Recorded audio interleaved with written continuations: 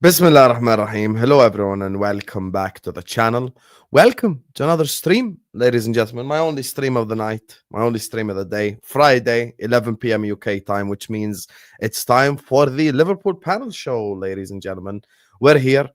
Please hit the like button. Please subscribe to the channel if you're ready to do so. Every single one of you guys, please hit the like button, subscribe. I've a lot of people have told me one of the reasons why the algorithms are not working for a lot of YouTube channels is because the videos are no longer showing on the home page. So please do hit that notification bell as well, so you get notified as soon as I'm live or as soon as there's any upload, stuff like this. And you liking the video sends this video to more and more people on their home pages. So close the live chat, like the video, subscribe.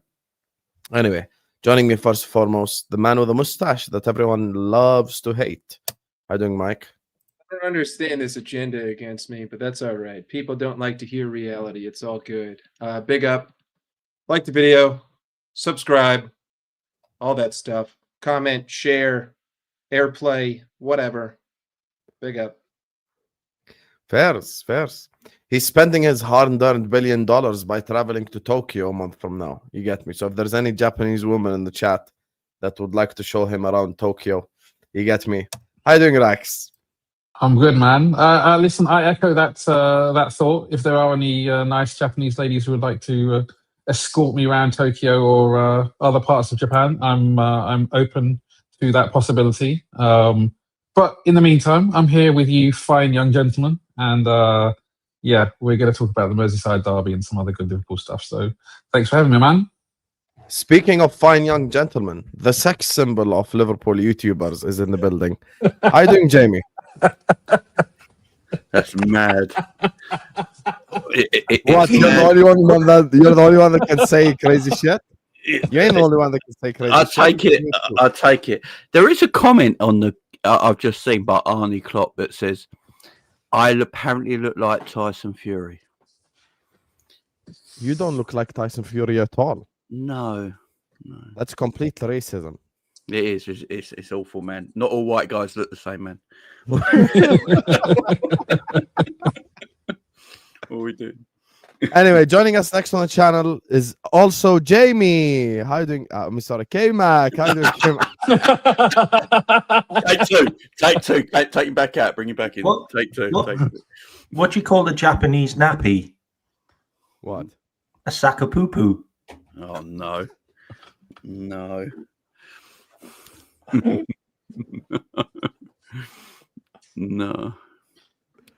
Those jokes represent the thoughts of K-Mac only. Anyway, big up to Fonty who says, Mike, I'm sorry your calculations were right for us. This little fraud right here came on the halftime show of Liverpool Atletico and literally said Liverpool will win 3-2 at the end. Like, well, hold on. Wait. I actually said 4-3. If I'm not mistaken, but I also said no. You said 3-2. You called it. I think I said 99th minute winner, and it was actually the 92nd. So I was off by 7 minutes, but I know my club, and I understood how we were playing. And at this point, I feel like I'm just like a fortune teller. You know, you can come to me, I'll read you the tarot cards, and I'm probably going to be right. Fairs. Anyway, guys, big up to all of you guys. There's already almost 400 people locked in, so thank you guys so much. You get me? So let's please get the likes up. Like I said, subscribe to the channel. We're not even at 100 likes yet. Like, have some shame. We just gave you the monologue about the algorithms and how they're messing up people's channels, so we do need you guys' help. So close the live chat, hit the like button, and subscribe to the channel if you're yet to do so. And yeah, let's start first and foremost by talking about that infamous Atletico game. And start with you, Mike, just to bring our mood down a little bit. Talk to me, brother. Yo, this agenda against me being negative needs to end. All right. I call it like it is. Listen, first half, especially that first 25 minutes. Yeah, we were fortunate to get the first goal. Like, let's all just be real here. That ball was going 20 feet wide. But football happens. It deflects off Robertson. Then we score 3 minutes later. So within 6 minutes of the beginning of the game, we're up 2-0. The second goal was brilliant. Ryan Gravenberch is him. It's that simple. That dude literally looks like he's on ice skates. If Dominic Szoboszlai had Ryan Gravenberch's composure in the positions that Szoboszlai finds himself in, we would literally destroy every team 5-0 week in, week out. But regardless of that, going forward, way better, especially the link up with Wirtz and Isak. I still feel like that one opportunity that Wirtz had in front of goal has to find a way to put that in the back of the net. But regardless, unfortunate to concede at the end of the half. Robertson looked like he kind of switched off. So did Van Dijk and Konate because they thought that it was offside. Whether you want to say that dude impeded Allison, I don't really care because it stood as a goal. But outside of that, we should have been up by more than 2-0 at that point. Second half, again, we start super hot. We're controlling play. The only thing that I really didn't like was how complacent we were when Atletico had the ball. I felt like we were just a little bit too calm when we were up 2-0. We sort of didn't have our foot on the gas, but once Atletico equalized, all of a sudden, what was it, like 9 straight corners from the 85th minute to the 92nd?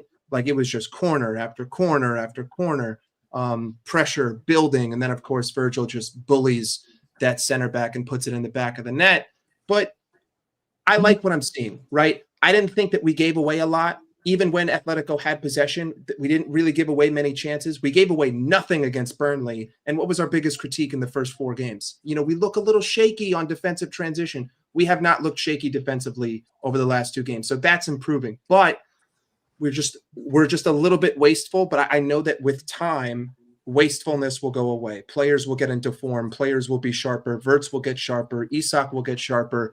And then, of course, Mohamed Salah. Habibi, play it on the fucking floor. Please, for the love of God, there's no one there. Keep the ball on the grass and Ekitike finishes. He should still bury that, but he made it harder than it needed to be. He also hit the post when I felt like he could have gone far, but I'm just nitpicking here. We won the game 3-2. We've got Everton on the weekend, and things are looking better. We'll get to that in a bit. I don't want to preview Everton yet. No. I'm not going to talk about Everton. I'm just saying we move. We're looking better defensively. And I know that, listen, this team has proved to me that it doesn't matter if there's 1 second left or 100 minutes left. We will find a way to score a goal. And that's the hallmark of a championship side. Someone said it. I can't remember what channel it was. Quite a big channel, but they basically said, it was Cop TV. It's not our fault that we play to the final whistle and the other teams don't. And that's the way it is right now. Like the other teams, they might switch off in the 90th minute. Liverpool don't. Liverpool carry on playing. And at the moment, we're scoring last-minute winners. We've scored 6 out of our 8 goals in the last 10 minutes of games. Like people say that it's a fluke. It's not a fluke. It's natural. It's what Liverpool do. In the last since last season, we've scored, I think it's 28 goals in the last 10 minutes. It isn't not normal. This is normal. This is what Liverpool do now. And if other teams can't cope with it, I don't give a fuck. Like literally, Atletico Madrid came to Anfield and played anti-football, just like Arsenal. Like they had 3 shots on goal, 2 of them took deflections and went in. We gave them nothing in that game. And we should have been out of sight, like Mike said.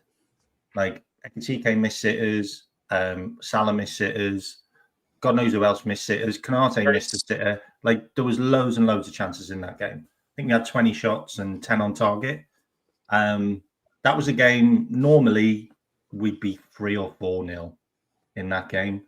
But we happened to have a guy who's named his dog Anfield and must have some kind of voodoo where every shot he has at Anfield seems to go in the net.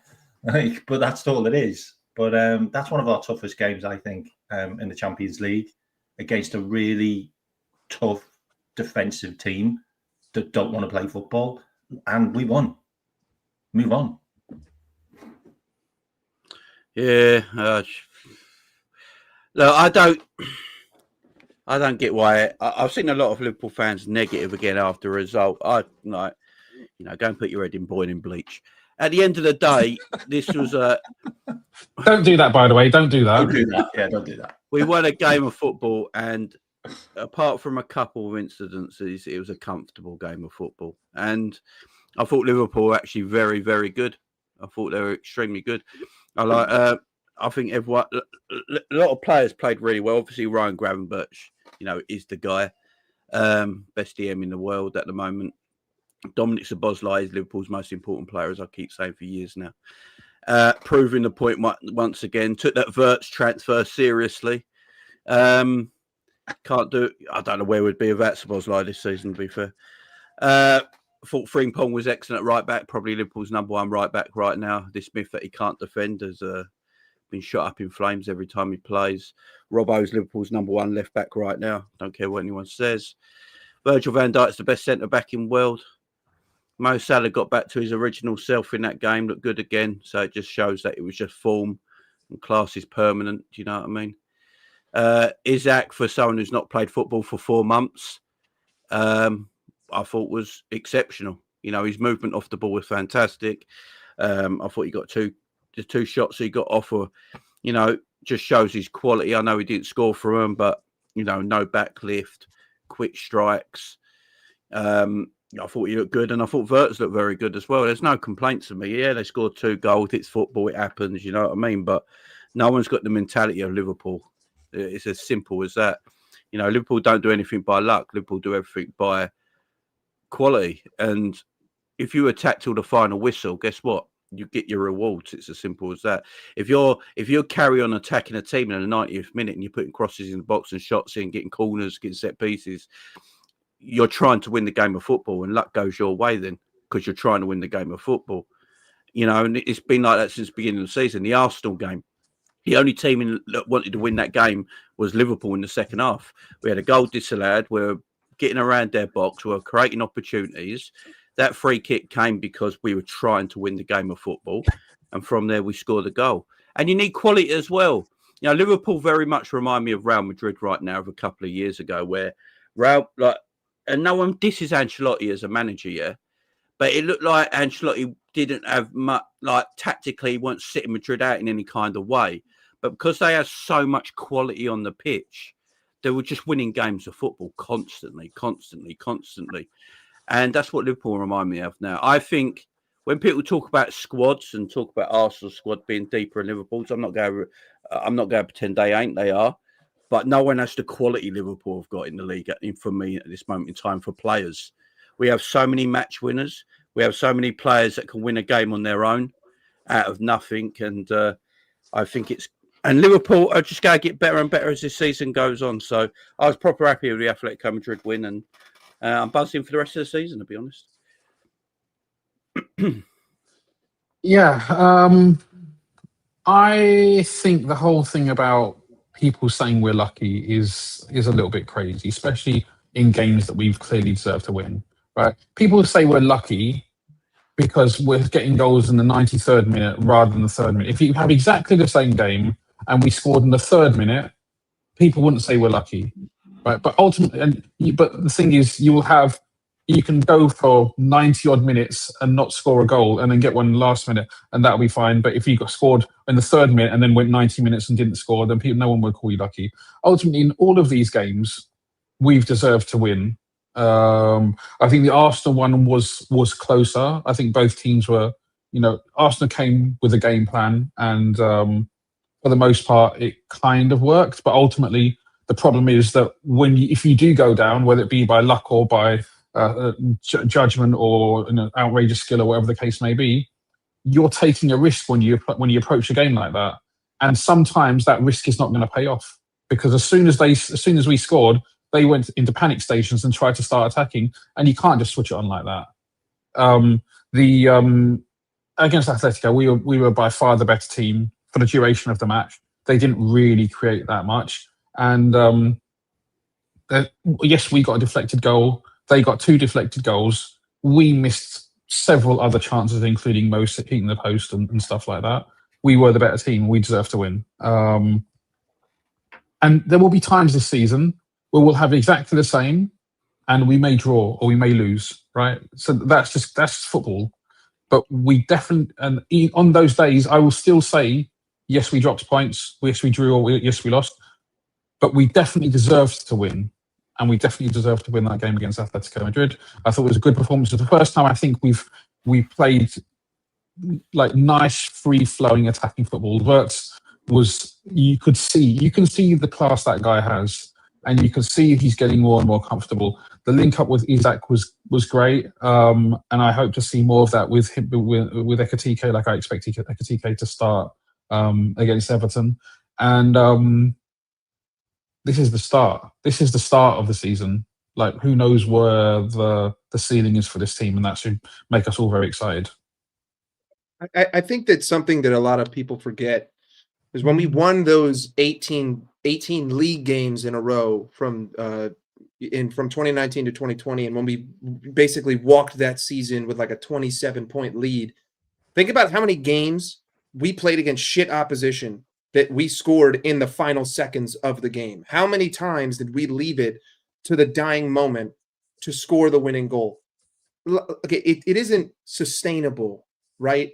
But at the same time, you also kind of have to look at, well, what's the sequence of events that have led us to this point? Yes. How did the games go? I think that it's very convenient to view this Atletico Madrid game and then put it with the same lens as the Burnley game or the Arsenal game or any of the other games that we've played this season, because we created far beyond more chances in this game against Atletico Madrid than we did in all those other games combined, right? We should have scored the same amount of goals that we scored all season just against Atletico Madrid. So while there is an element of like, this isn't sustainable, there's also an element of you need to view this game on its own. It's a different competition. It's a European night. We were by far the better team, but also like this club has a history of doing this time and time again. Now, I don't like that because it's not good for my blood pressure, and I don't want to have the heart of a 65-year-old man before I turn 30, but that's a completely separate issue. And to me, again, I always come back to, if this is our floor, if us not playing well means that I'm going to win in the last second of the game and I'm going to take all 3 points, well, then what am I going to look like when I start playing well? What am I going to look like when other people have to sit there and objectively say you were the much better team? What are those score lines? Are we talking 3-0? Are we talking 5-0? Are we just talking dog walking every single game? I have no idea, but that's why I'm excited by, this first 5 games. Like, to see us play the way that we're playing, come away with 3 points in the manner that we're doing it. I cannot wait until we start cooking. I cannot wait until Isak and Verts are firing. Two things I want to mention as well is we haven't been behind once this season. Okay. So I know there's a lot of people who are like annoyed and whatever. We haven't actually been behind in any game this season. So we need to understand that bit.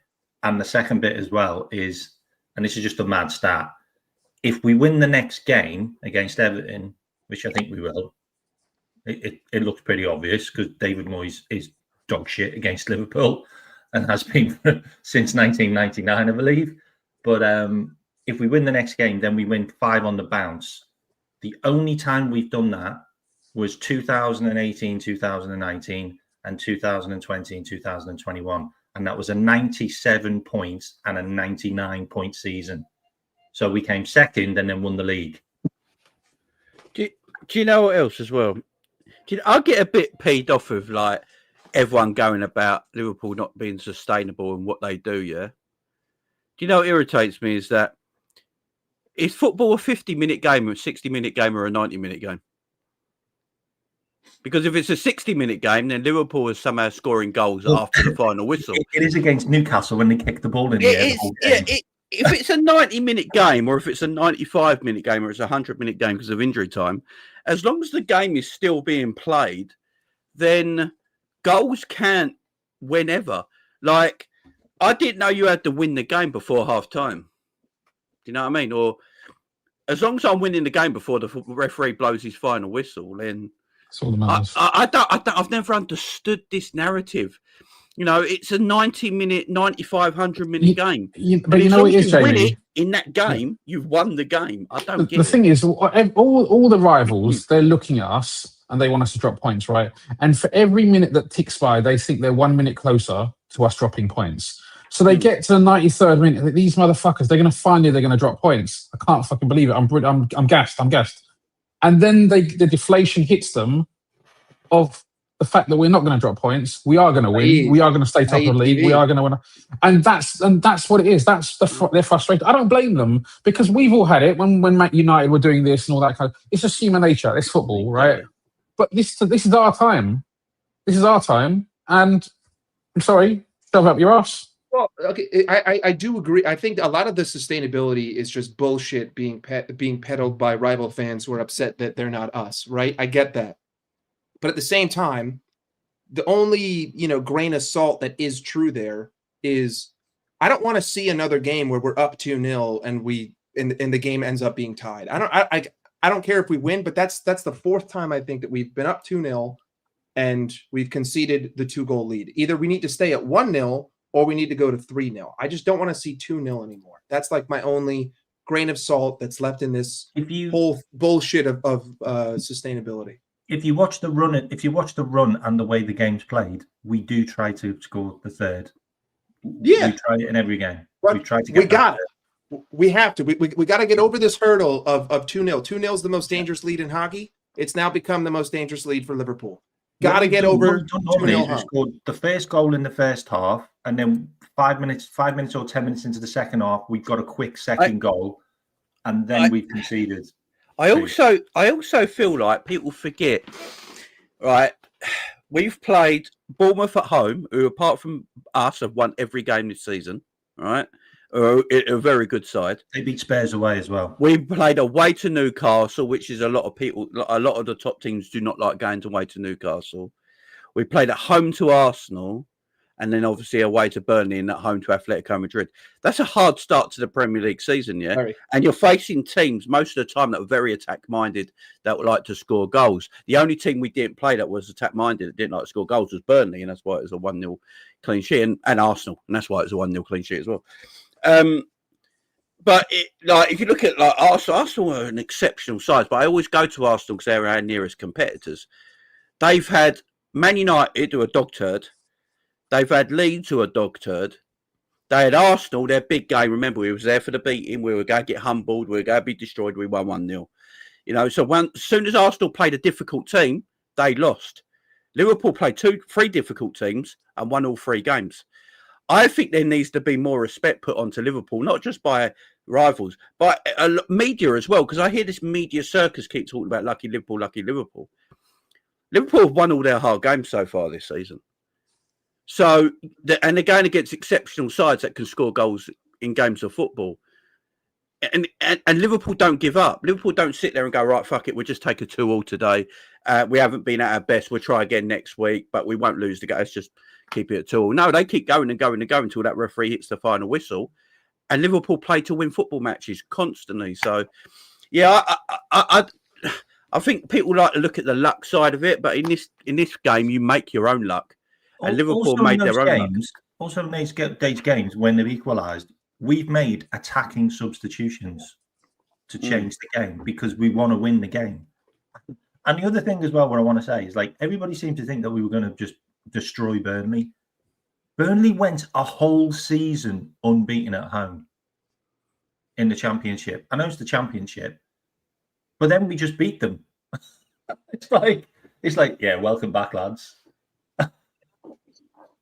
I mean, I'm not gonna applaud that when we're the Premier League winning Liverpool who just spent 450 million. But I understand your sentiment. But mate, that's a banana skin game. Straight after an international game, straight after the internationals, that's a banana skin. That. I mean, but to be fair to Burnley, they didn't have I think Rio came on in the 87th minute and he had more touches in their box than they did in our box the entire game. So they didn't want to score. They were not there to score goals. They were there to sit 8 behind the ball, which I get it, right? It happens away from home in an environment like that. I was watching the game. The stadium seemed like a fucking. It seemed like mayhem there, essentially. But ultimately, we get the win. We move on. I want to hold the leads, and I want to see us. The only criticism I have of that game was when we were up 2-0. I just felt like when Atletico Madrid had the ball, we were just 10% too complacent. We were just a little bit slow. We were just there were a couple of moments. We were just a little bit off it, and I just want to see that 10% But I think that will change. Like, I don't think that this will You be know, the thing is, a common occurrence. it's one of those things, though. I also think that, yeah, look, Arsenal have a phenomenal kind of defensive structure, but their whole mindset is set around that. Keeping the ball out. Yeah, and ours is arguably To score 10 to 20% the other way. And so there's always going to be scenarios where Arsenal will drop points because of that slightly more negative mentality, and we will concede some goals here or there because we have that slightly more attacking mentality. For me, it's more just one of those things you just accept it because that's the way we choose to play, and I think it will serve us in good stead. Do you know what irritated me last weekend? The thing that irritated me over the last weekend is that Burnley got more praise than Liverpool, which I just find astonishing. But this is why people say, "Oh, Jamie, you also have to remember." You also have to remember that that's the same manager that lost to Liverpool 9-0 and was sacked in the morning. So I'm pretty sure that he made his mind set. I'm not getting sacked after this game. It's not happening. PTSD, trauma, and they played a 5-5-0. Someone put it in the chat. That's the exact formation. If anything, I would actually say 8-2-0. Oh, it was 8-2-0. Yeah. It was like 8 men behind the ball. When Carragher said, what is it? Jamie Carragher said, Liverpool can't continue playing like this and winning every week. Has he noticed that we've won every week? I don't know if someone needs to tell him, but yeah, I'd rather play like we do than what Burnley do. I'm just going to throw it out there right now. So yeah, I actually think we weren't lucky to get a pen. Trauma after that game, huh?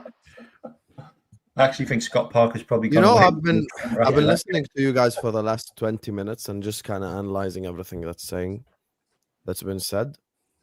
I think the best performance we had all season was against Atletico Madrid. That for me is by far the best performance all season. I looked at the stats, and the stats matched my eye test. Liverpool Football Club had 6 big chances missed, 7 big chances overall. Atletico had 1. The first goal from Atletico should have been ruled off because Griezmann was in the eyesight of Alisson. And the second goal is a wonder goal that any club in the league can concede. Arsenal can concede that, City can concede that, Chelsea, everyone. That's just an unbelievable volley from Llorente. I think it's fair for people to say Liverpool get away with it, away at Burnley, even away at Newcastle against 10 men, because the performance against 10 men was also unacceptable. I think there is a balanced way to look at things. We need to, when we do go 2-0 up, because we will go 2-0 up, we might go 2-0 up against Everton tomorrow. We're going to go 2-0 up again in the game. My thing is the following. We need to be able to manage games better. Can't, at 2-0 up, allow teams back in. Now, funnily enough, I don't think that happened against Atletico. I think against Atletico is a different story. I think when we went 2-0 up against Atletico, we continued to attack, we continued to create chances, and we should have probably scored 3 or 4 goals. And, me and Rax were on the football terrace after the game and we agreed on this. Liverpool could have scored 5-6 goals, easily. That game could have ended 6-1, 5-1 before we even got to the stage where it was 2-2. So I get why fans are frustrated. And forget rivals, listen. Rivals are jealous. They watched Isak in Liverpool shirt, and they're all just dreading the fact that this guy could be is a Liverpool player, and we're probably bro, I'm moved already. I'll be honest with you. I haven't been moved since Suarez's debut at Stoke by a debut like this. I'll be honest with you. He's just dropped the shoulder, link up play with Verts, the shot that he had. We're all moved. So performance-wise against Atletico, I loved it. But at the same time, I can also say I think we need to manage games better. I don't want to be in a position where we go from 2-0 to 2-2. I don't want that to happen. I do want us to kill off games, whether it be score the 2 goals and then pass the ball around and give yourself, an opportunity to break Atletico down, maybe with a long pass, maybe with a ball in behind, etc.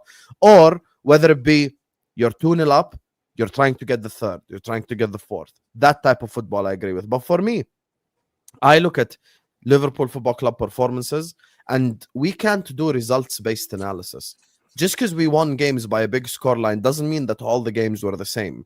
I think the bad performance was actually Burnley away, because that's a game that we should score 3 or 4 goals in, and we should have been able to unlock their low block, which we didn't. Newcastle away against 10 men, because against 11 men we were actually pretty good, but against 10 men, it's you can't be 2-0 up and concede twice at St. James's Park against 10 men. You just simply can't. I think Bournemouth, we played well, because it's been proven now that Bournemouth are not going to be an easy side. Myself and many content creators, when we were doing preseason predictions, many people had Bournemouth low on the table. Why? Because they lost Huijsen, they lost Zabarny, and you know, they haven't really signed players of quality. They even lost Ouattara, who was one of their options up top. So, you know, that's another loss that they had. So many people had Burnley in a dangerous position in terms of going down this season. But Bournemouth, but they've proven the other way around. Arsenal, I actually don't hate the Arsenal performance at all. I think second half, and once again, me and Rax were on the same exact match reaction. Second half, we were the only team that actually went on the pitch, actually attempting to win the game. And in the words of Rax, fortune favors the brave. I'm sorry, if I'm attempting to win a game and Arsenal isn't, I'm going to say we deserve to win the game just based on intention. Because the second half started against Arsenal, like I always said, we had 68% possession up until the Szoboszlai free kick, so we deserve to win. So yes, games have been 3-2/1-1 goal, but they're not all equal. I think the Arsenal performance was much better than the Burnley performance. I think the Atletico performance was much better than the Newcastle performance. So it's not just based on results, it's based on performance. The performance against Atletico was the best one. And I don't even have any individual, and I said this on my match reaction, I don't think I can genuinely say any individual played badly or was underwhelming on the whole pitch. Probably other than, to be honest with you, Gakpo. That's the one guy, and even Tom agreed, and he's like the biggest Gakpo fan probably on YouTube. He agreed that Gakpo had an underwhelming performance against Atleti. But other than that, Mo, it was back to his best in the game. I think Mike's comment on Mo, like, oh, just keep it on the ground. Total horse shit. If Cole Palmer played that pass, Chelsea fans would be like literally just like, come on, don't take it so personally. Play it on the floor. Jamie Phillips, they would literally be wanking to that pit. Play it on the floor. That pass right there. I'm not changing my something stance. Jamie would say, and he'd be spot on about. So we need to prop our players more. I think Gravenberg's been fantastic. Here's my thing. I have been in Jamie Phillips's camp all season long, and I've probably been, and I stand by this, probably the most positive Liverpool YouTuber on the internet. There has been no one more positive than me. Like I've went into every game saying we're gonna win. I've defended every single performance. Now, we will be speaking about the Everton game in a bit, but I'm just talking future-wise. I think it's completely constructive criticism. I want to hear Jamie's response to this. I think it's completely constructive criticism to say Liverpool need to manage games better 2-0 up.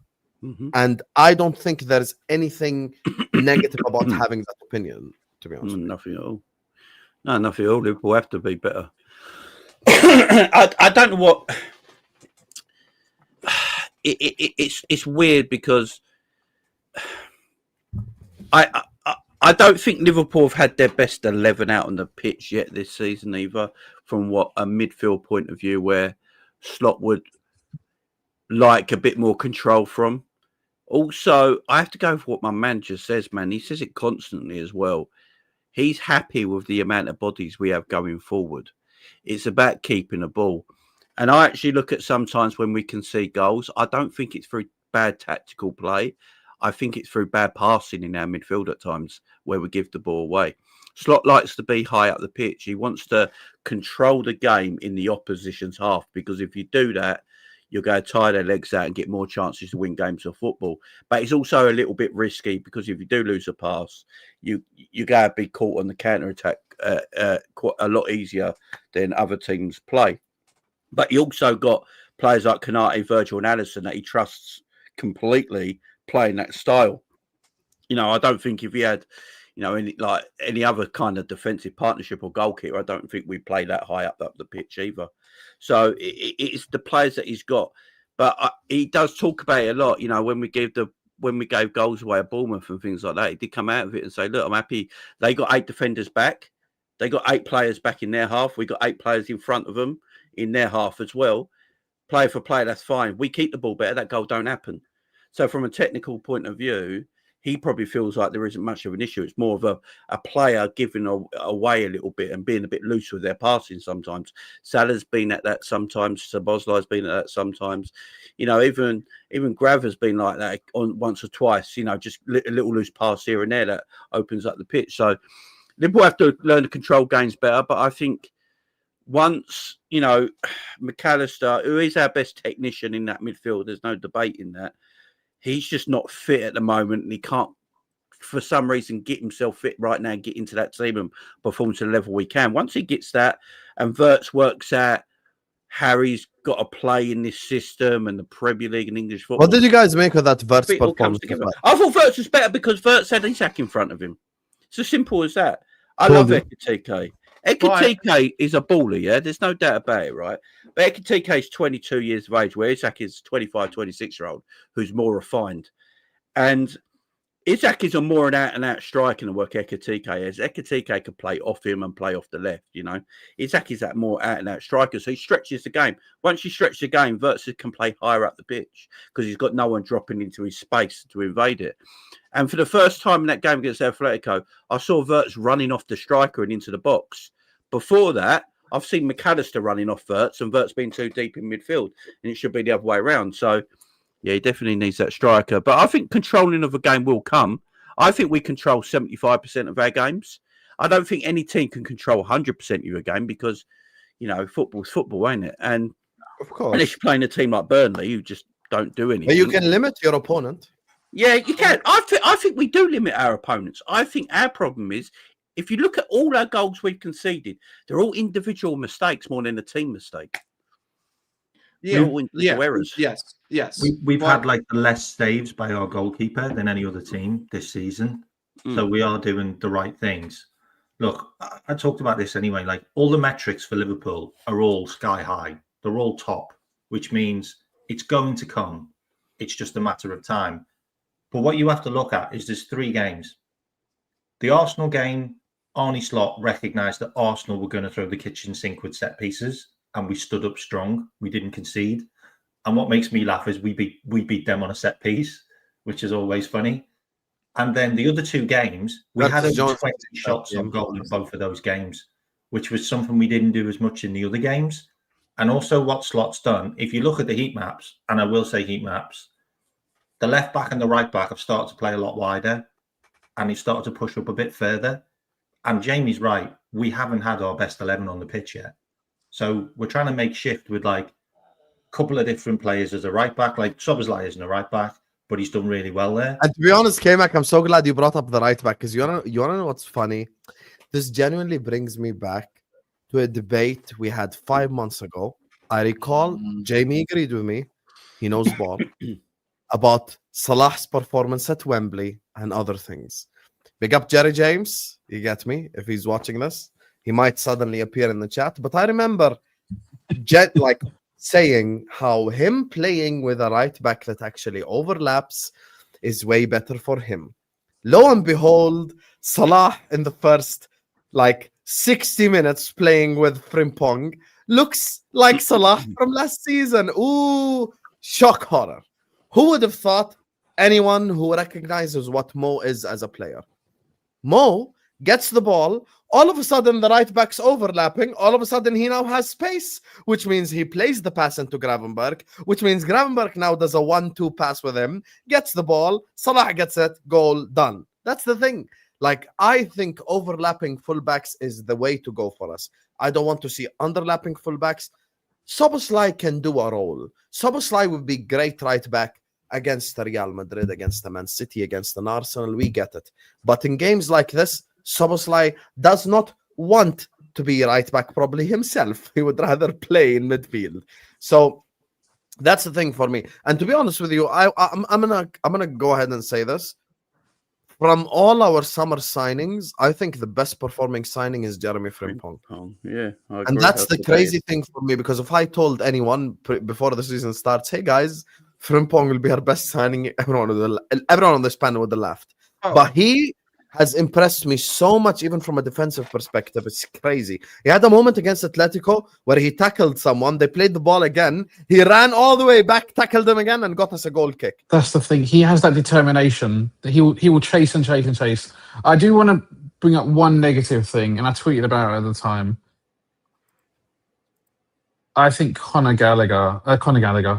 Bradley is questionable. Like, for that second goal, there were a couple of moments where he dilly dallied on the ball, gave away a throw, then I will give him then that. did. On the yellow. Yeah, He was stupid for getting the yellow. I just think I'm just not sure about him. And when Trent left, or when it became known that Trent was going to go, I think a lot of people would say, "Don't worry, we got Connor Bradley." And I remember I said, "We just don't know how good this kid is or how bad he is." And I don't think he's bad, but I just remember having a similar conversation when people were saying, "Oh, don't worry, Raheem Sterling's gone, but we've got what's his name? I forget his name now.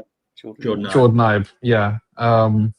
Like, you don't easily just get rid of a player like Trent and just assume someone who's coming up through your academy is going to step into his shoes, because that very rarely happens. I agree. And the thing I will say, the thing I'll give Frimpong a lot of credit about, when he plays, I don't miss Trent. And I know he's not got the passing ability of Trent, because what right back has, but it's everything else he's got. His ability to attack and defend is at a high level.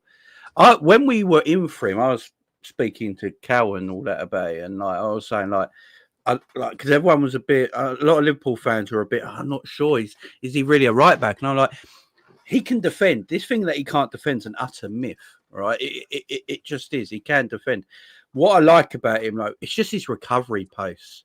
There's nothing quite like it. You know, when Kyle Walker was playing for Man City at right back, and sometimes Kyle Walker would get caught way out of position, but his recovery pace was so good it didn't matter. Do you know what I mean? That's why Pep used him so much. With Frimpong, I just think his recovery pace is exceptional. You know, and his attacking play is good as well, because he goes on the outside. And a thing about Connor Bradley, and I do like Connor Bradley, I think he's a good player, but he likes to cut inside far more. He likes to cut inside far more and go involved into the midfield. Like, when he came on for Frimpong, I thought that's when we actually made the substitutions and McAllister came on and all that, I think that's when we dipped a little bit. We had that bad 10-minute spell because they're not match fit, especially McAllister. And with Connor Bradley, he cuts inside. Because he cuts inside, when he gets pressed, he sort of doesn't know what to do, and he almost loses possession. With Frimpong, he'll just knock the ball and run and go on the outside and keep that width. And I like that about Frimpong. I think Frimpong, I actually think right now, I think Frimpong is our number one right back and should play right back until his form drops. And he helps Salah. He helps Salah. Yeah, massively. To go back to the original question posed of how we feel about Wirtz, I do think that this was his best game in a Liverpool shirt. He created 5 chances. He should have had an assist. He should have had a goal. But what rivals are going to say, and what I've already seen them say, shout out American Waffle, is it's kind of funny that it took a £130 million signing to unlock your £115 million signing. So yes, I do think that Isak plays more centrally than Ekitike. I know that Ekitike likes to drift left. Gakpo likes to be on the left. McAllister likes to be on the left. And Wirtz likes to be on the left. So when all 4 of them are there, it creates too tight of a pocket. And all of a sudden, guys don't have room to breathe. So Isak, listen, his one-touch ability in that game against Madrid was exceptional. That one back heel flick that he had on one foot to then play us into a new progressive attack, that's the kind of stuff I want to see. But Isak will stay in, if you view it like the goal frame, if you drew a line from each post and you put it from goal to goal, Isak likes to stay in that frame. He doesn't like to really drift outside of that painted zone, which is ideally what you want out of a striker with Florian Wirtz there, so that Wirtz has more room, and he knows that he always has you to his right because he's playing on the left. Whereas Ekitike will find himself on Wirtz's left, and then Wirtz is like, I don't know what the fuck to do here because there's 3 people within 5 yards of me. But I think that with time, he will become better. I do think that it was by far his best game. I need to see more of it. I'm not one of these merchants that's saying I need to see G&A for my 105 million pound, 115 million pound signing in the 10. If we start winning 4-0 every week, but Wirtz is struggling to find himself on the score sheet, I don't really care because I'll notice everything else that he's doing in the game. But I need to see more of this kind of a performance. I need to see more of this intent. I even felt like his energy this game was higher than the games before. His desire to get into the box, his desire to create that opportunity. That's really all I want to see. Like, I just want to see the intensity that I saw from him against Madrid, against any other team. And I get it. We have our trade-offs. Are you talking about Florian? Yeah. I want to see that desire. I think he should have gotten an assist for the Mo finish. And by the way, that the concept of the finish was perfect, but he just should have gone far post. But he had Mo. No, but he actually did Oblak by going near post. Yeah. Anyway, it was bang bang. Here's the thing with Wirtz. It was almost two goals. The thing that like annoyed me with Wirtz a little bit is I feel like he could have had like 3 assists in the game. Low key, like he was very good. If his pass was just a little bit like just fucking on time, just a bit better, he could have probably had 3 assists in that game. But yeah, I think he'll come good. And listen, people have short memories. Thierry Henry took 9 games to score his first goal. Dennis Bergkamp took 8 games to score his first goal. Cristiano Ronaldo, ask the older United fans. He was shit when he first joined from Sporting Lisbon. Like he was not the Ronaldo that is today. Like he was probably playing like Doku, you know, like that's who he was at the time. So yeah, for me, I think we just have to be a bit patient with Florian. I am, certainly. And I'm seeing good signs as well, specifically second half against Arsenal. The whole time against Atletico, I think he was good, to be honest with you. So, yeah, I think both times he I need to speak on something quickly because, right. So I've heard rivals talk a lot about Wirtz, because it's about the GA thing, right? Oh, you got to make sure Wirtz gets like 12 assists and like 8 goals next season. You can't have Palmer getting better and all this. You can't have Zubimendi scoring more goals. 115 million pound midfielder. All I will say this is to rivals: if GA matters, then can you stop slagging off Mo Salah? Because all I keep hearing is that Mo Salah is just a GA merchant. 4th top goal scorer in Premier League history, by the way, but it's just a GA merchant and a stat padder. But Silvino's better because he does a few step overs. So is it the eye-pleasing thing you want to see? Because if it's the eye-pleasing thing you want to see, actually watch Florian Wirtz, because everything Wirtz does is one touch. It's one touch and turn, little passes into space. It's actually quite beautiful how he plays. But because it's not eye-catching, and he's not getting the assists and the goals, people don't want to talk about it. But when we talk about Mo Salah, it's like, Mo's just a stat padder. He's not actually that good. I actually just went to check, Jamie. Mo has 5 GA in 5 games. Exactly. So what? But he's a GA merchant, so he should because he's a GA merchant. But that's not Jamie's point. No, if you're saying Mo is a GA merchant, then you got to prop up Wirtz. And if you say Wirtz doesn't get enough GA, then Mo is like the GOAT to everyone then. Exactly. Yeah. It's just the way it's always been, man. I keep hearing people say this about, like, people were saying Madueke. Like, Madueke is a good right winger, yeah? He goes past people and all that. But then what does he do at the end of it? Nothing. But to be fair, Jamie, I do think that people they're picking him up. But you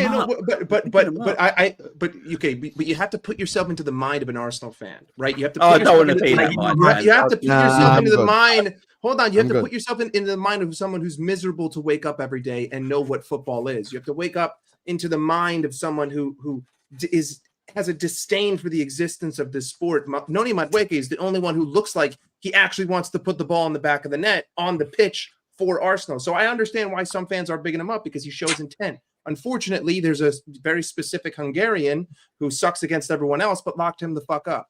So yeah. Yeah, it's very true. But I'll tell you what, right? Mad stat on Mo, 2 secs.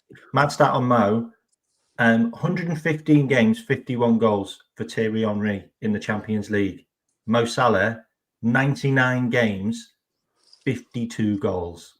He has 88 games. Hold on. He has 88 games in the Champions League. No, his K-Max stats is correct, but it's in general where he played for Roma. Because I was gonna say I just saw And he played Champions League games for Basel too, by the way. Yeah, exactly. Scored against Chelsea. This is the twice, thing. I think. If Wirtz has been playing shit, yeah, this is the thing where you can't win as a football fan, yeah. If Wirtz has been playing shit, right, like even worse than he's doing now, but he had 3 goals and 4 assists, everyone would just call him a GA merchant, right? but if he's playing exceptional, like proper good football, one touch turns, he's doing everything, he's running the game, but he hasn't got any GA, people won't talk about him. They'll say, oh, he like. So you can't win. You can't win. So Jamie, just to end this conversation, you want to know who is aesthetically pleasing to watch and has GA? Messi. So unless you want to have Messi standards for any player in the world, no one if you want to talk about like 10 out of 10 aesthetics and 10 out of 10 GA, the only player that fits that in the whole planet is Lionel Messi. The greatest player Can I in the look history at of the any world. player So- in at Liverpool or in the league or in the world right now and think that I've got to like expect Messi? Palmer does. I'm so glad you brought that up. Has Lionel Messi ever went 8 months without 0 open play goals in La Liga? Thank you very much. Anyway, let me read these super chats before we go ahead and speak about the Everton game. Jamie, you don't even need to use your mind. Just drop one stat and they will stop. They'll just now he's done. Messi scored 93 goals. Have you ever in a seen calendar Messi year. go 9 months without scoring an open play goal? No, he scored. Yeah, nice he scored 93 goals in a calendar year. That is an unbreakable record. No one will ever do that again. It will never happen in the history of the world. Mike, you won't remember this just because La Liga is not a global brand like it should be. But I watched Messi when he wore number 30.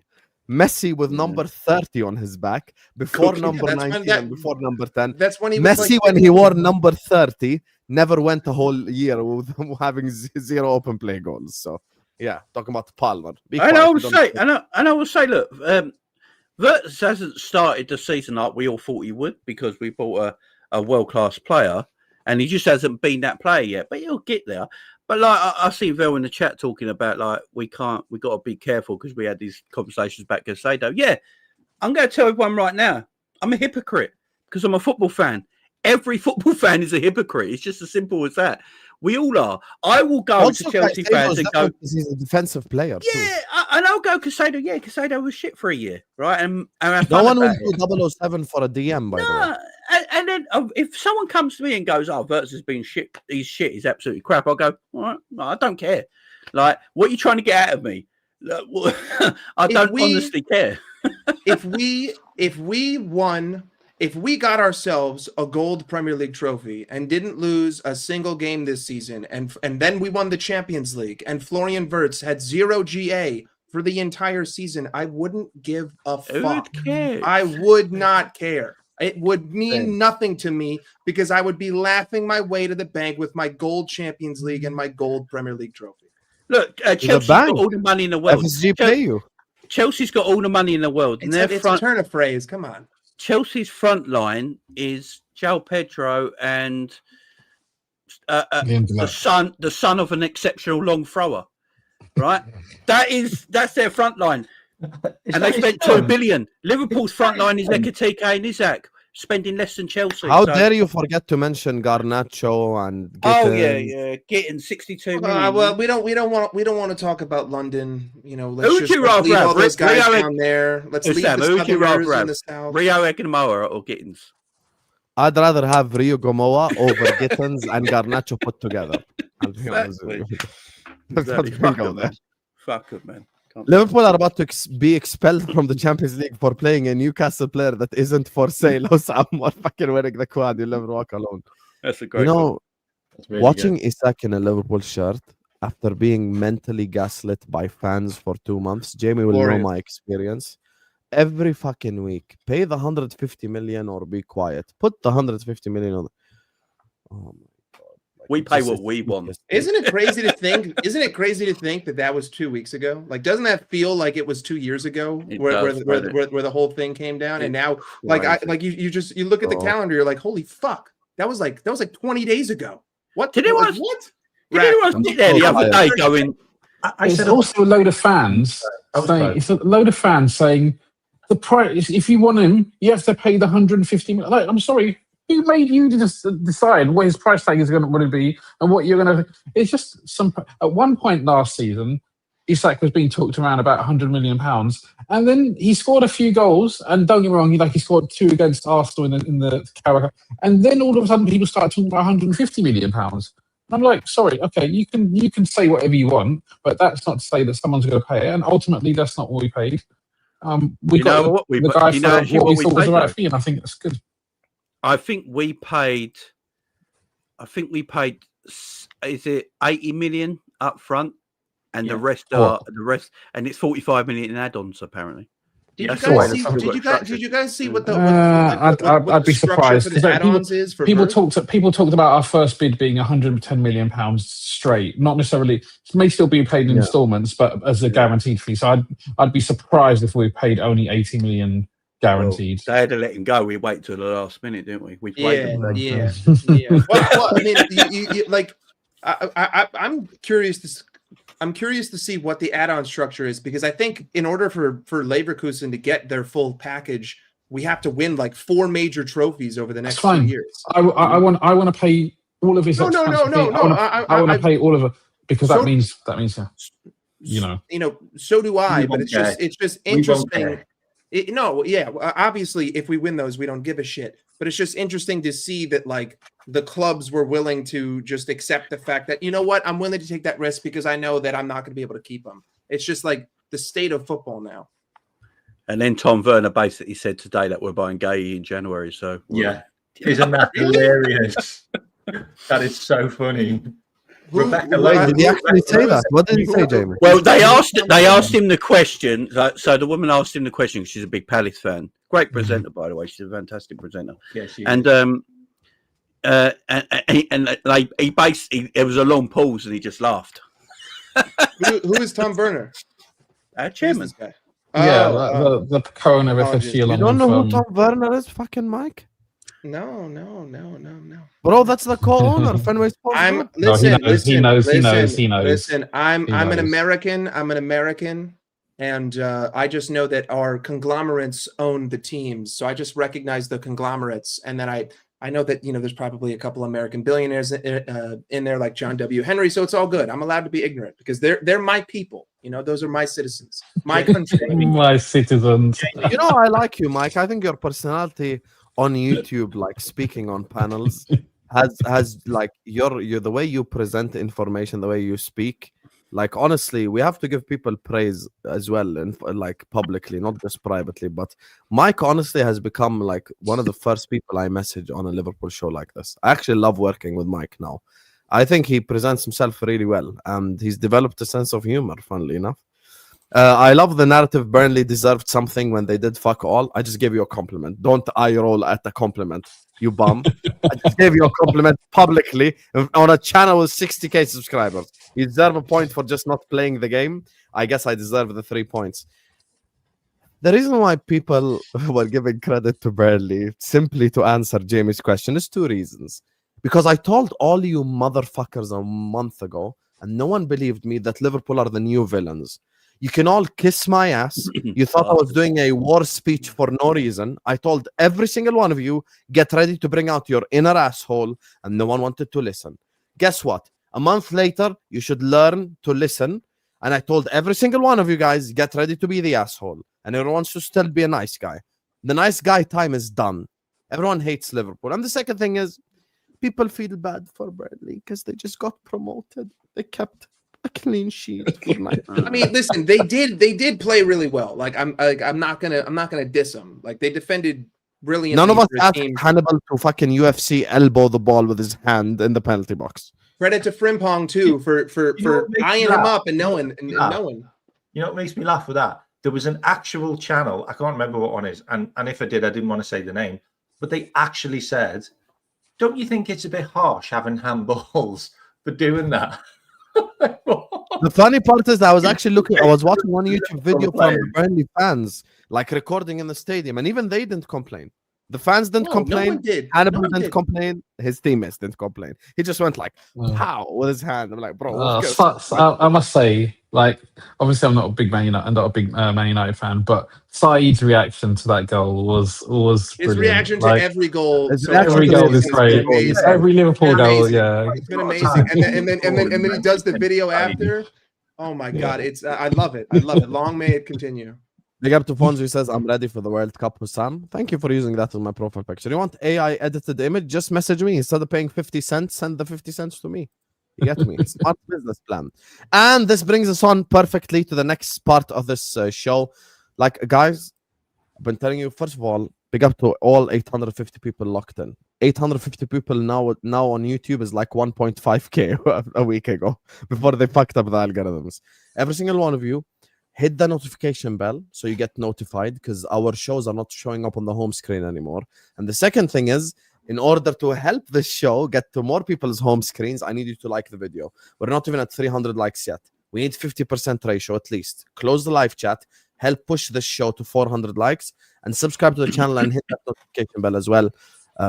And big up to you, Matty. Thank you so much, my brother, for the super. He says, we beat Everton, City earn a hard draw to Arsenal. Forget City, Arsenal. Let's talk about our club. You get me? So big up bad all of news you guys. about this game. I have really bad news about this game. I just checked About my which phone game? about Liverpool versus Everton. I just checked my phone. I got to wake up at fucking 4:30 to watch this. Who on the fucking planet decided to put the Merseyside derby at 12:30 UK time? Horseshit. What's Total a derby? horseshit.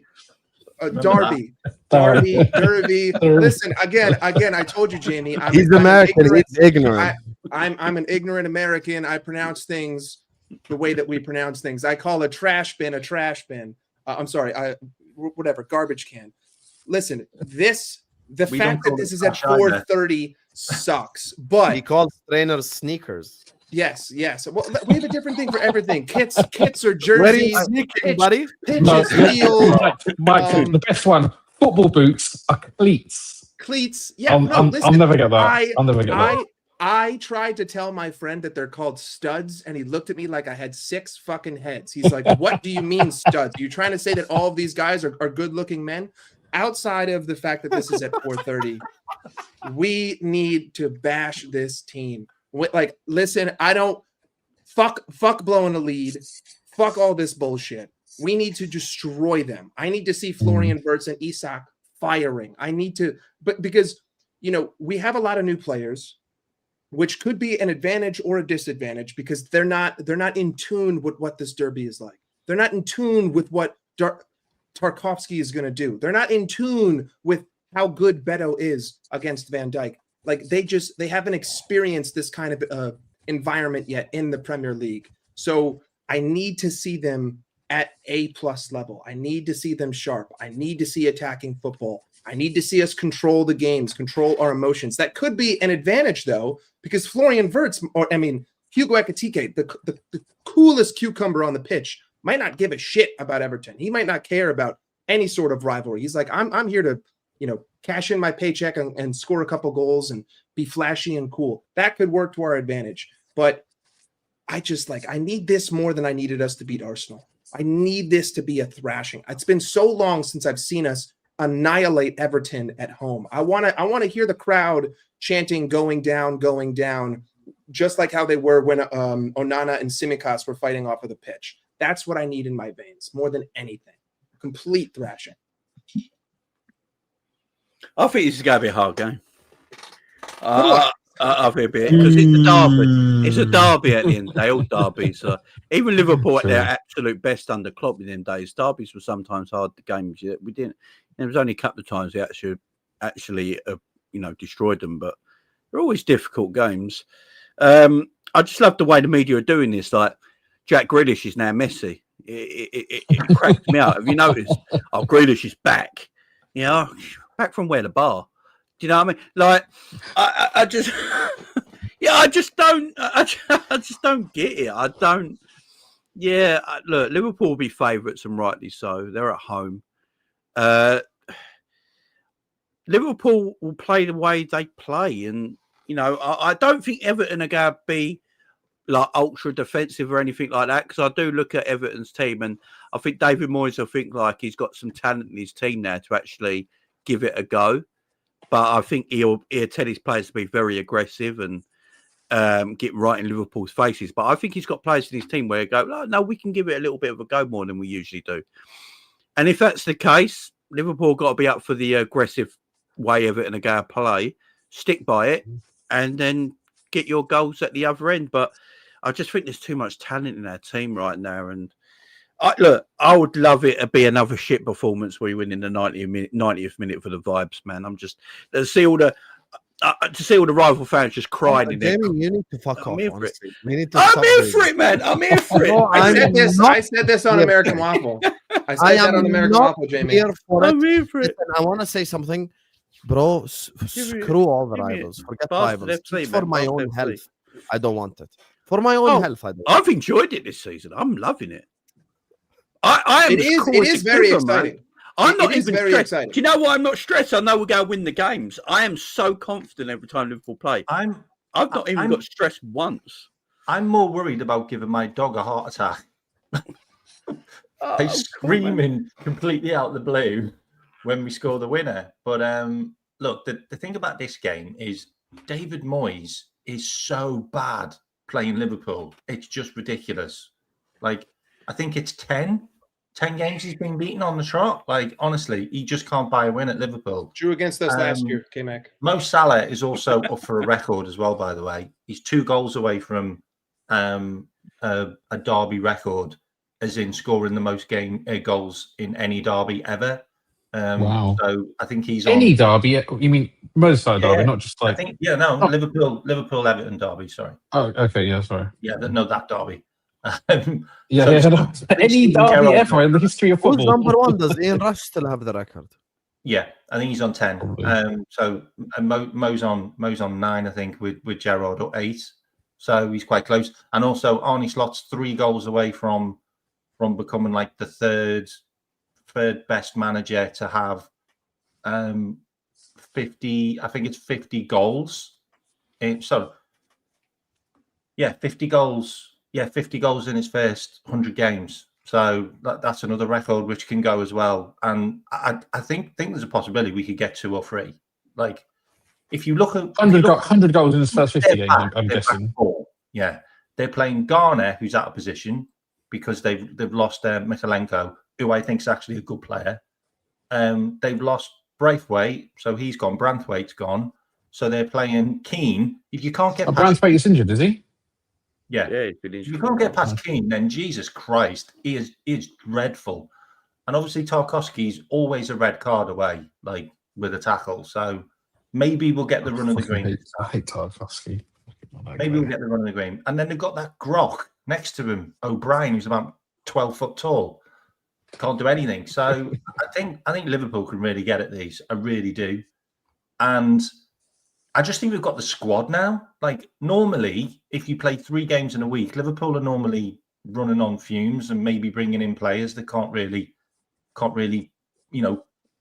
the mustard. But we've got a Kirkes that could come in fresh. We've got a Bradley that could come in fresh. We've got midfielders there. Curtis Jones is back. Ekitike's not really played any football. So, like, we've got lots of players there if we really need them. I've got a question about do you guys think, not necessarily for tomorrow, but there is a likelihood at some point that we could see more of Isak and Ekitike starting games together? That may not be in a 4-4-2 or as a two front man, but maybe Ekitike playing off the left or something like that. Because I think one of the real conundrums is if these guys are actually going to play together, or if it's just going to be one or the other. If it is only going to be one or the other, then I think that's... I'm going to make a prediction right now. As long as Mo is in the team, they're not playing with each other. I'm sorry. Okay, but maybe by substitution, I will say for maybe like 15 minutes there in the second half, Wirtz closed the game at left wing. So Slot was trying something. I don't know all of the different combinations that the chef is going to cook up in the kitchen. What are the different layouts that he's going to form? I think when AFCON comes, 100% we're going to see something along the lines of a 4-1-2-1-2. But also, if I'm putting myself in the mind of Slot, I'm thinking, okay, Richard Hughes and Michael Edwards are looking to possibly get contract extensions. They're asking me for a contract extension, but Mo and Verge are here for another season and 90%. Eventually, Mo is going to leave. I don't want to put myself on the heels. We're going to have to see experimentation. If Ekitike and Isak are here for the next 5 seasons, and we're already talking about Michael Olise is going to be the replacement for Mohamed Salah, you're not replacing Salah. You're just putting a different profile player there who's exceptional at that profile, and you're changing the way that we play going forward. Yeah, I think the dynamics of the emphasis will change a little bit. Yeah, I would like to see. I have a deep answer for what you're saying, and Mike. Isak, but I have a very deep answer. I think in the mind of a modern football player, they accept rotation now more than any generation of footballers ever, because they themselves probably accept that we play too much football. Like Isak doesn't come into Liverpool asking Slot to play 70 games a season because he doesn't want to go through what Rodri went through or through what Virgil went through, or he looks at McAllister now. But like players now think just like Klopp thinks, which is we play too much football. So they all accept rotation now more than any other generation before this. Now, here's the thing, though. I'm going to be honest with you guys. This is my genuine opinion. As long as Mo is in the starting 11, it is tactically impossible to play both of them with Mo. It's genuinely I fully believe genuinely that it's tactically impossible. Jamie has brought this up before.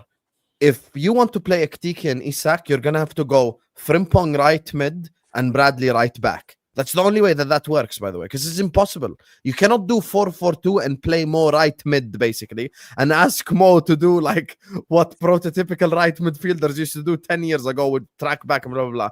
There is one world in which I see Ekitike and Isak playing together, and it's this world.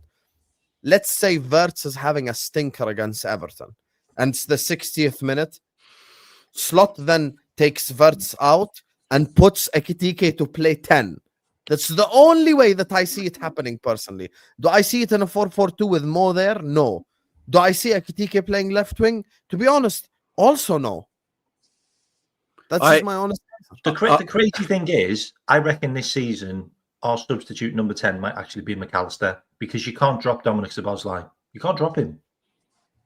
You just can't drop him. You can't take him out the team. He's like a Duracell bunny. He's just absolutely everywhere. How on earth can you drop probably our best player this season? You can't.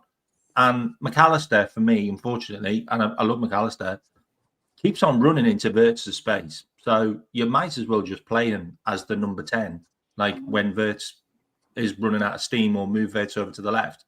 Because you did that against Atletico. You put Mako in the number 10 and Dom stayed on, and Wirtz moved over to the left until Rio came on, and then Ekitike. I think the combination I thought of Gravenberch and Dom against Atletico, I thought was really good. I thought that was really good, actually. It's how I see it. I feel like Dom's just got a little bit more to him, where he understands where to be a bit more, and he'll kind of stay in his zone, and he'll pick the times when to get forward. I think Mac's just really offensive, and he just likes to go into that space. Because maybe I agree with what Jamie just said, by the way. I think with McAllister is just fitness, to be honest with you. That's it. Maybe, yeah. I don't want to microanalyze anything yet. I just think he's just not fit, to be honest with you. He's played 3.5 years of constant football with no break at all. We don't need to rush him back either. We don't need to rush him back either, because of the now, because we got Wirtz now, Szoboszlai has been pushed back into that double pivot area, and he looks very comfortable for him in that position. We got the ability now not to have to rush McAllister back, which is a beautiful thing. All right, so I think the way of playing Ekitike is this way, if he wants to do it, and it's against certain opposition where you can go at this moment in time, say, because McAllister's not part of the team just yet because of his fitness. If he goes Szoboszlai, Gravenberch in that double pivot, he goes Wirtz left wing, Salah right wing, and Ekitike just playing behind Isak. because that's how Ekitike played at Frankfurt with Mamouche. Right, they just played behind him, and what you can tell with Ekitike, he's the player that likes to drop in a little bit deeper. Usually, when you play a two like that, you always got one that plays a little bit deeper and then can run off, and that can stretch the games. So if he wants to do it, I think that's the way he can do it. I don't think he'll ever play with them two as a 4-4-2 straight up. He might change that in AFCON without Mo and play that way. But if he wants to keep it 4-3-3, he can sort of still do that and use Ekitike as like a shadow striker or go into a 4-2-4, depending on the opposition. So I think there is ways, which is the joy of the squad right now. But we're all saying this, and we haven't mentioned him so far in this stream today, but Cody Gakpo is not in the best form of his life right now. And for Everton, I think Vert should play left wing. Yeah, me too. I think Vert should play left wing. And I don't want Vert's left wing, though. And I wouldn't be surprised if McAllister come back into the team. We go with the original midfield three. Because the thing is, that midfield last season wasn't broken. It was just tired at the end of the season. There wasn't actually anything wrong with that midfield three. It just got tired towards the end of the year. It's not like it needed super fixing. And Verts, because Verts is very left-hand sided, obviously for a Leverkusen, he played like an inside left forward. He prefers to attack on that left-hand side. I'm just because Cody's form right now is not great, and I just think he wants to get a little bit more out of Verts. Verts in the middle against Everton could be a bit of an issue where he's just going to get absolutely smashed and they try and take him out. He might get a bit more opportunity off the left where it's a bit more, he's got a bit more space to operate in, and he's going to play him off the left like that. And then you've got like a Cody and an Ekitike to come off the bench, gives you a bit more firepower off the bench. Maybe he might look at it that way. Because the only way that swing works is if we play Isak up top. Yeah, I think Isak starts. I think Isak is going to play the first 45 minutes. So you let him have the first. Yeah. Well, because think about it, the way that Arne Slaughter's talked about it, he's essentially full training during the week, and then he's getting the 45 minutes at the beginning of the game, and then he's letting Hugo come on when the defense has tired legs, and Hugo can cause more problems. I mean, regardless, the one thing I do agree is I would like to see Verts start on the left. Where I disagree is, from what I've seen from McAllister, I just right now in his form, I don't trust him on the ball. I don't want to see him starting in the 10. If you have to, start the guy who threw a punch for me at Goodison Park. Put Curtis Jones in that midfield. Move Szoboszlai up. Have Szoboszlai in the 10. No, it's just based on the fact I know what McAllister is capable of, but he's not there right now, and I don't want to further frustrate him because I can see the frustration. I can see that he's not confident. I don't want to continue adding to that, and I don't think throwing him against Everton at home, a team that's going to play terrorism football against us, is the best solution. A fucking team that's going to try to break his legs is the best solution. I just don't see that. I would rather put a fighter out there. Tarkowski tried it. Yeah. I want to put a boxer in that midfield. I want to put Curtis Jones there because he's not going to be afraid of you. And you know, if you step to him, he's going to step back. And to be honest with you, I'm fine with Curtis Jones there. Even if you want to put Curtis Jones in the more progressive role and have Szoboszlai sit in the double pivot with Gravenberch, because I think that there's a reason that we saw that at the end of the season for the last two games.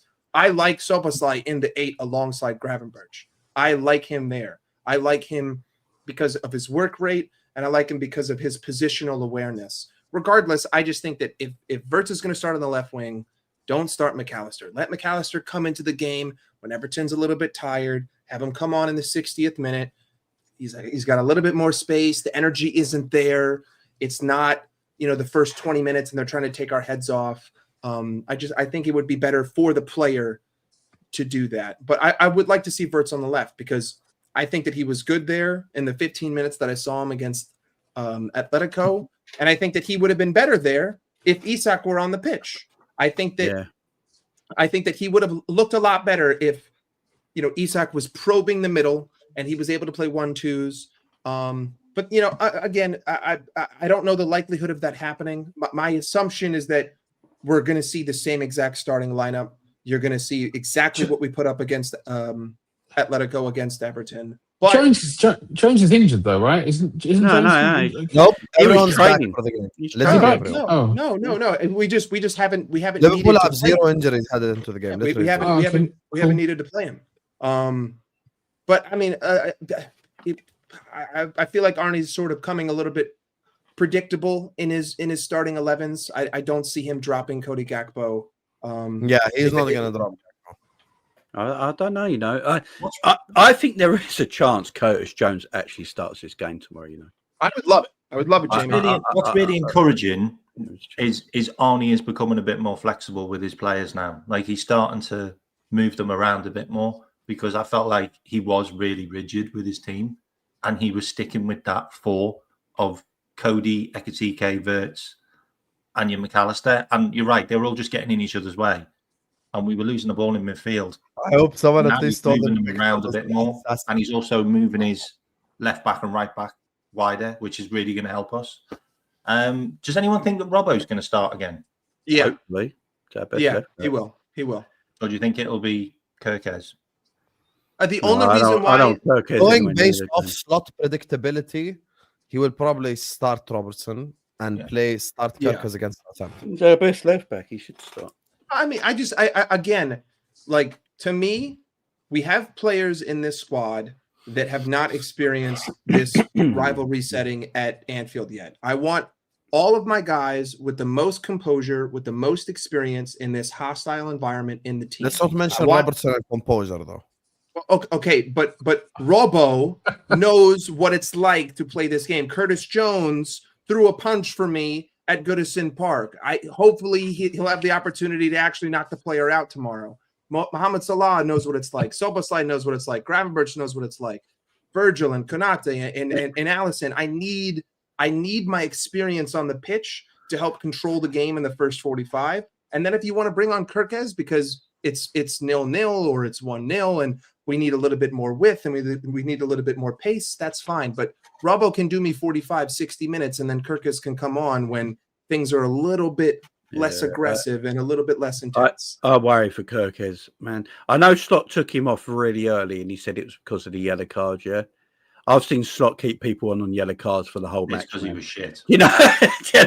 So I'm not going with that Slot thing, man. I'm not going with that Slot thing. For me right now, our best 2 fullbacks are Robbo and Frimpong. And right now they should play because they're the best in form. I always say I get rotation and all that, but if your players are in form, let them play. And they're the 2 in form fullbacks right now. Let them play. I think Frimpong's our number 1 right back, especially. I like Conor Bradley. I think he's a good player, man, and he's going to be good for us. We've got 2 good right backs there. But there's something about Frimpong that I really like, and I think he helps out Mo massively. And I think his pace on that side is going to be needed tomorrow as well. So. Yeah, he's up and down, isn't he? He's up and down all the time. He's like a machine. That's what's good about him. Like, if he loses the ball, there's danger. He's not just going to jog back. And we all know that Trent, his mind wasn't always on defending. And the fact that and he gave us a load of other stuff. So don't get me wrong. I don't want to knock Trent and all that kind of stuff. But Frimpong, when he needs to sprint back, that he doesn't even think twice, and I think that's a nice change. You don't have to win the ball. Wait 1 second. Hot take: Wirtz will cement himself as the starting left winger instead of a 10 by January. I think Ekitike starts tomorrow. I think that's an incredibly hot take. This doesn't work. This doesn't work unless Isak is the striker. We can't have Ekitike dropping deep and my creator left wing. It doesn't work. It genuinely does not work at all. Who's he going to pass to? Yeah. But exactly. But I would say I would not be surprised if I think I expect Isak to start, but I won't be surprised if he flips the script and he has Isak come on for the final 40 or the final 45 just to not have that zip in the Everton defense, because the first 20 minutes is going to be wild. It's going to be hectic. It's going to be aggressive, and Ekitike has proved to me one thing. He is unflappable. No one can get under that guy's skin. He doesn't give a shit. He barely celebrates goals. And if you push him, he'll look at you and say, bro, I don't give a fuck. I'm getting paid 60 grand to fucking sit on this football pitch today. It doesn't matter. So, if I want that composure in the number 9 and I want Isak to come on when the guys have tired legs, I'm perfectly fine. Right. I think that he will get minutes, but I don't have an issue with Ekitike starting. No, do you know what's mad? Yeah, I didn't know. Like, it is the 20th of September now, and I didn't realise we'd be sitting here saying that we got players like Isak and Wirtz in our team right now, and we're debating who should start and who should play. You know the world we're living in right now. It's crazy. You should have seen my reaction in the Atletico game. Literally for the first 45 minutes, I'm just smiling, just watching Isak. I thought I was watching AI.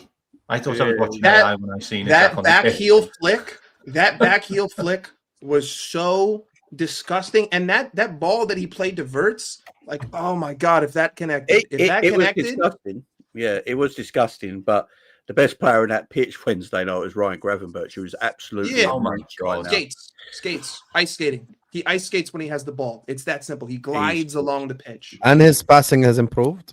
Yeah, everything about him is perfect. I mean, He's the only midfielder that we Everything about him is perfect. Fucking control yourself, Mike. No, I'm not because I'm going to stand on fucking business. He is him. He's the only player that we have in our team that in our own half could dummy a player with one touch and then make up 40 yards of space with his own personal run. He's the only midfielder in this team who is capable of doing that with such composure and elegance. He is fantastic to watch. And there's no other profile in our squad that is Ryan Gravenberch. He is that guy. He is the dude that takes the ball from our final third into theirs by himself, gliding past 2 other players. McAllister can't do that. Wirtz can't do that. Szoboszlai can't do that. Wirtz can do that, but he's just not in the right. But you know what I mean, K-Mac. He's not going to sit in our own final third and do that. That isn't his job. He also got the free kick, by the way. That most scored off Robbo. He actually got that free kick, Gravenberch, on the edge of the box. Gravenberch was amazing. And he only cost me 30 million quid too. Everyone forgets that. Everyone wants to focus. Everyone wants to focus on the fucking big price tags, but they all want to forget that I spent 60 million quid on Szoboszlai, McAllister, and Gravenberch. Short memories. And he's still only 23. Just short that one sinking. I could tell Rax did 3 streams in a row because he's been yawning for the last half an hour. I'm not used to this, man. I'm like Isak. Never ever accept any of 3 streams in a row ever again in your life, Rax. Yeah. Next time, say yes to 2 max. That's your maximum. I know. I need to know my limits. Yeah. I get bloody divorced if I did that. I don't have a wife. Why do you reckon I do so much? You're the harem. You're the harem. People net spend. I know Sobo costs 60 million, but I am an American accountant. I count my pennies. I go net spend. We only spent 150 million this summer, not 450. I'm sorry. That's the way business works. Ins and outs. That's why we call him Mike Later. Why do you think that's his nickname? It's just everyone like it's like this is the one thing that I can't stand. If you say net spend, it's like you said Voldemort in fucking Harry Potter. It's he who shall not be named. What do you mean? Basic accounting, people. It's called profit versus spend. Expense versus influx. Like, what are we doing? If I spend 450, but I make 600, are you going to sit there and say that I didn't make 150 million pounds because I spent 450? Like, come on, people. Jesus. I mean, did you hear what Tom Werner said in the interview about the money? He just went, yeah, we've got loads of money because we've done loads of great work behind the scenes with the club. We've made it really profitable. This is the first time I've ever heard a FSG representative, and the only thing I told Jamie, me and him had a conversation about the pre-stream, and I said I'm actually going to watch the whole interview over the weekend, but I watched a snippet of it where for the first time ever in Fenway Sports Group history, the Tom Werner actually says, I want to win trophies. I never expected to hear, you get me? I want to win trophy. I never expected him to say those 5 words ever. You get me? Ever. But for the first time ever, their ambition levels are matching what like we want as well. You get me? So yeah, I hope this really is a shift in mentality at the football club where now winning is what counts at Liverpool Football Club. And I think it's very important for us to establish that. Because by the way, even all the business opportunities and everything, these things only come with winning. You become a more global club by winning a Champions League. You become more known by winning Premier Leagues. Let's all be honest. Before Pep Guardiola, how many City fans did you know in your life? Not many. And then as soon as this domination period happened with Pep Guardiola, all of a sudden there's a global fan base for Manchester City. You speak to people like Vater, who started watching football 5 years ago. Hamza, who was an Arsenal fan, converted to City. There's many examples. You get me? So this all these money opportunities come from winning to begin with, you know? So that's my thing with FSG. Like, finally, they're actually doing what we want them to do as fans. I know Mike is big into accounting. I'm not. I just want my club to win. That's the biggest thing for me, you know? It's funny because when we first started YouTube, I still remember all the conversations I had with the Raks and everything. You know, back in the, like, you needed to have like a genuine accounting degree before speaking anything about Liverpool Football Club to like fellow content creators. It was all accounting basically. And now it's different because people want to win. People want their club to succeed. It's no longer like, yeah, but how much money we made and, you know, all revenue, blah, blah. I don't give a fuck. I just want us to win, bro. Like, that's Taiwan. I was looking at the Deloitte financial reports to figure out how much money we had 3 seasons ago because we were spending so little. I straight up was like looking at the actual revenue charts that are public, that you can look at, that you can see. And I was saying, why is John W. Henry buying another fucking yacht when I'm spending 20 million, quid net spend in a summer at Liverpool fucking Football Club? Why am I getting Endo? It doesn't make the any net sense. spend last summer, not this one, was minus 73. Yeah, it was something like plus 50 million euros. I mean, Chelsea this summer made 17 million euros. They ended up in a profit, and we won the league this season that we ended up in a profit. So I mean, listen, you can't look at spending without looking at revenue. I'm just not going to do it. And if you want to say, oh, net spend FC, blah, blah, blah, I don't care. You've clearly never run a business before in your life, and you don't know how basic accounting works. Aren't Chelsea getting investigated again? That's possible, but they have their own problems regardless of the spending. They just drew to Brentford and got embarrassed against Bayern Munich. They got their own issues. Yeah. I checked something, and I said this to KG on Mo's channel, and I'll say it again. We actually play Man United 4 games before the season ends. If we win the league at Old Trafford, I swear to God, I am going to destroy Manchester United Football Club once and for all. Like, it's just the shit that I will say on this platform is going to get me cancelled, but it will all be worth it. But I'm going to destroy Alex Ferguson and his legacy and everything that Man United represents. And that's why I wish Alex Ferguson nothing but health and wealth, because I want him there at the stadium when we hopefully win the league at Old Trafford. If that happens, bro, listen, Terry Flewers better block me, mate. That's all I'm saying. That's fine. I would also accept a guard. I would also accept a guard of honor at Old Trafford. That would also be kind of guard of honor at Old Trafford would be the biggest fuck you to them in history. I would literally pay £10,000 for a ticket to be at that game. That would be elite. Anyway, honestly, on that note, guys, I'm gonna wrap up the stream here. This was a very enjoyable stream. Big up to all of you guys. Hit the like button on the way out. Subscribe to the channel if you're ready to do so. We are 20 likes away from 400 likes, which was our initial target. So please do hit that like button before you leave. Subscribe to the channel if you're ready to do so. So yeah, like the video right now, subscribe. And also all the links are in the description. Mike Das LFC, Jamie Phillips' channel is in the description. It's called Liverpool Chats. And K-Mac channel is also in the description. Rak is just on Twitter, so we just plugged his Twitter in the description. I did a game preview today as well, if you want to go and check it out. Yep, go check it out after the game as well.